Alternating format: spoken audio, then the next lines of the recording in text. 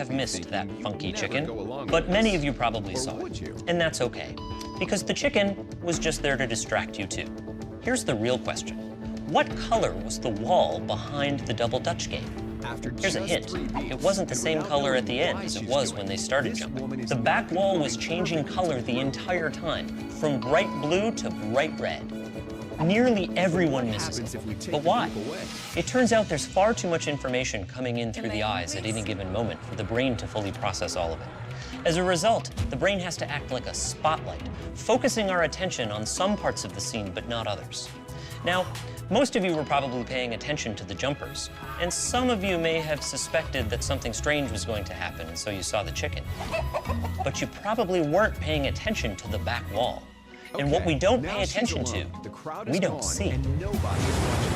And hey, for those of you who managed to catch everything so far, did you notice that we also swapped the rope turners out halfway through?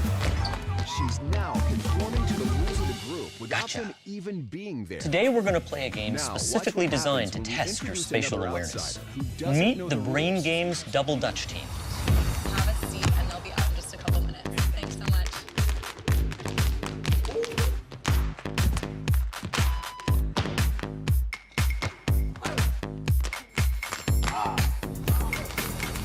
Now, what does jumping rope have to do with the brain?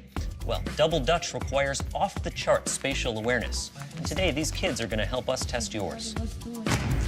For this game, all you have to do is keep track of the number of times that either of the girls in green jumps. You'll count each time one of them lands a jump, like this. 1, 2, 3, 4, 5. As you can see, these jumpers are pretty quick on their feet, so you're going to have to pay attention to keep up. When the whistle blows, start counting. Ready? Go.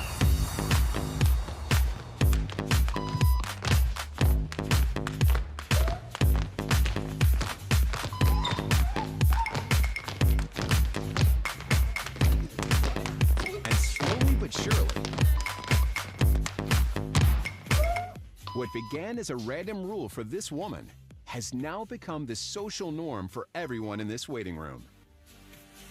Here to explain what's going on in their brains is Jonah Berger of the University of Pennsylvania.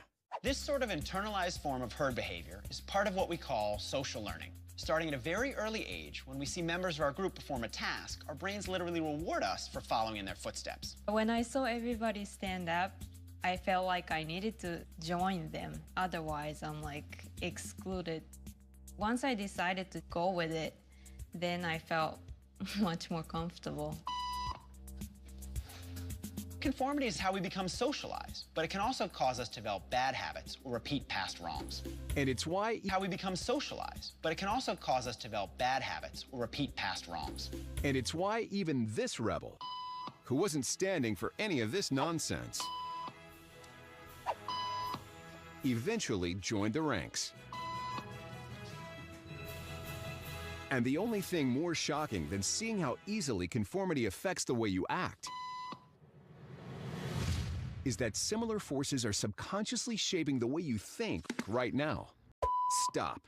Pay attention. Take a look at this crowded waiting room.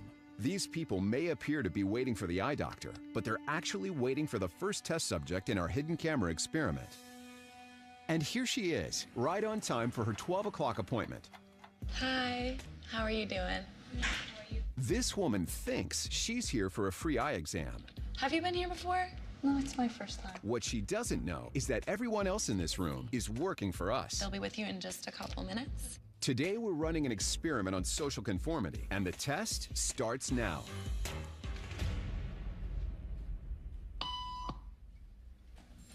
Did you hear that? These people sure did.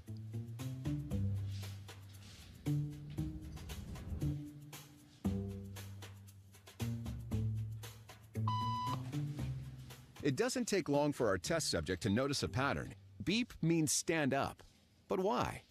And if you were in her shoes, what would you do the next time the tone sounds? While you might think you make your decisions all on your own, when it comes to peer pressure, all too often, your brain is just following the crowd. It's all around you, every day.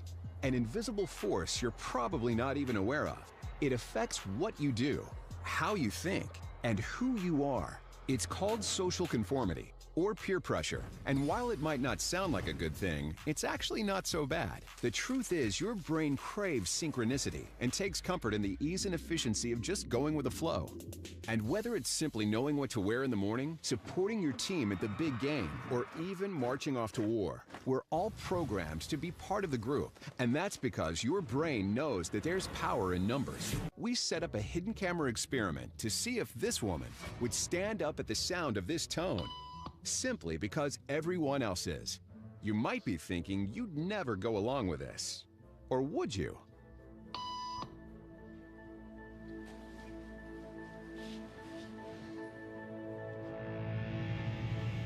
After just 3 beeps, and without knowing why she's doing it, this woman is now conforming perfectly to the group. But what happens if we take the group away? Elaine, please.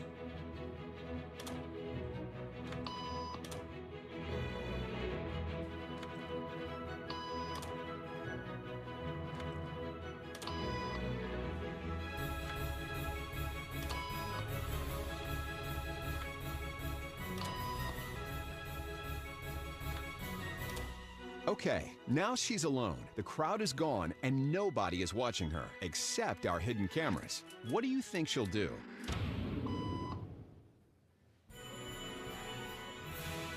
She's now conforming to the rules of the group without them even being there. Now, watch what happens when we introduce another outsider who doesn't know the rules. Have a seat and they'll be out in just a couple minutes. Thanks so much.